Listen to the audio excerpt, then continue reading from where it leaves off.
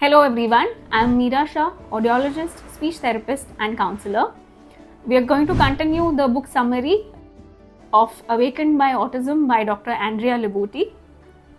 In the first part, we saw how detoxification majorly brought about a lot of changes in Jack's health. In the further journey, they focus on body balancing through holistic therapies. The three therapies that helped Jack a lot were homeopathy, acupuncture, and neurofeedback. These therapies, they not just tap at a physical level, but they also touch the underlying layers of emotional and spiritual layers of the human being. Homeopathy helps deep healing and restores emotional balance. Acupuncture regulates energy flow to correct imbalances in energy. Neurofeedback teaches the brain to self-regulate, be more in a calm state, and stimulates brain plasticity by improving neural connections of different parts of the brain. Sadly, the awareness of these complementary and alternative therapies is very less amongst the general population and even the medical professionals, due to which in the first place people are very reluctant to try these. And usually what happens is when they fall short of all the conventional treatments, that's when they turn towards them and discover them. So Dr. Libutti suggests that if we really want to connect well with kids with autism and also want to allow them step into their own brilliance, it would be a great idea to consider integrative or mind-body medicine. They include holistic therapies like Reiki, pranic healing, or aromatherapy, or laser light therapy, qigong, and things so on. These holistic therapies, they provide very subtle and slow changes. They actually help in releasing the toxins of the body. So initially what happens, there might be an increase in the emotional outbursts or more of hyperactivity or behavioral issues. But after some time, the real changes that they cause are visible. So Dr. Libutti recalls a powerful moment in their journey. After starting homeopathy medicine, she remembers that Jack had an episode of sobbing continuously for 30 minutes. And after a few months after starting the homeopathy medicines, they saw a lot of improvement in Jack and he started speaking 3-word sentences. As parents, they felt that as if a light switch had been flipped and the energy started flowing. Later in her journey, Dr. Libutti shares one of her experiences at Mom and Me music classes, wherein Jack was fixated on the drum, just spinning the drum continuously in the middle of the room. People started staring and giving apologetic looks. This made her very nervous and embarrassed, and she went into her typical mode of trying to teach Jack the correct way of using the drum, trying to fix him. But then something different happened. A lady approached her and she said that, "Oh, your son is so skillful at handling the drum." And that kind of made her realize that there is a different perspective. So when she looked at Jack with this perspective in mind, she could understand that how Jack was in a completely blissful state, doing what he loves to do, unbothered by the judgments of the people around. So after this episode, she realized that how important it is for parents to shift their perspective. When that happens in the first place, the people around them also start shifting the view, how they view the child and the child's so-called unacceptable behaviors. Here she adds that in her earlier journey, she really used to get bothered by how people used to respond to Jack, and that was one of the reasons why she really wanted to fix Jack. But at home, her family members were very supportive. They very well knew that Jack's condition or his behaviors, it is not her fault, and they were very supportive of it. This made her at ease in the house and it also became her strength. Here we also need to understand that these behaviors aren't flawed behaviors.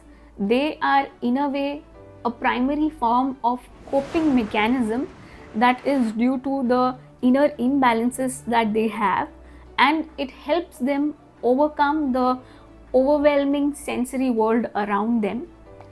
So tuning into these cues will guide us as to what the right support will be for any individual child, whether it may be biomedical or therapeutic or behavioral or energetic. She also suggests that we should talk to more and more people with autism, so that will give us greater insight as to what are the real problems that they face, may be in terms of behavioral issues or other physical complaints. When we talk to them, we'll get more idea as to how we can help them better, and eventually it will serve as a greater collective resource that gives us answers to these broad questions.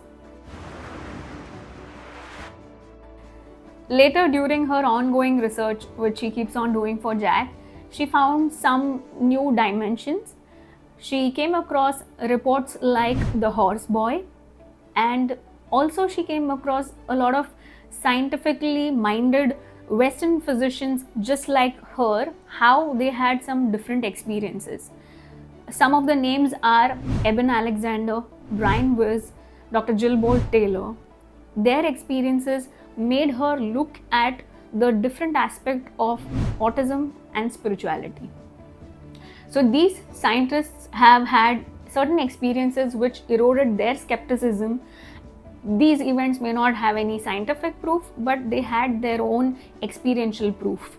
These events and reports, they offered a different truth, the truth that there is more to this existence greater than the physical reality. This paved the way to her spiritual journey. She consulted a few spiritual and alignment coaches and shamans, and in the process, she discovered that Jack was not much in the physical plane, but he was highly connected to his higher self. Higher self is an aspect of the soul. The higher self is a powerful resource that can guide us towards our highest good. It can lead us, give wisdom about our higher purpose, and thereby it makes us live a life which is with unconditional love, joy, and fulfillment. The higher self is the one that we tap into when we meditate, and each one of us has access to it within ourselves if we InTune. She was suggested that unlike most of us, Jack was untethered to his ego or fears or societal pressures. He was living in the moment and was living from his heart. But to meet midway, two things had to happen. Jack had to come down to a physical plane a little more, and she had to rise, she had to evolve, she had to awaken, leading to her living a life more from the heart center and in alignment with her higher self.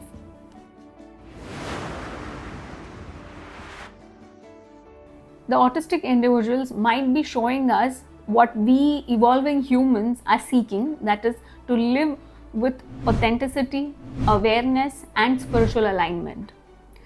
Now the obvious question that arises is that why such a huge number of autistic kids coming now? To which Dr. Libutti gives two perspectives.